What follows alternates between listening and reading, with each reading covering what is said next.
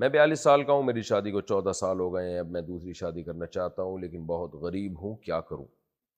میرے ایک دوست کی آپا ہیں جن کی عمر 43 سال ہے اور ان کو پولیو ہے، کیا میں ان سے شادی کر سکتا ہوں؟ بالکل 100% کر سکتے ہیں آپ، تو ضرور کیجئے۔ غریب آدمی بھی تو شادیاں کر سکتا ہے، غریبوں میں کرے وہ۔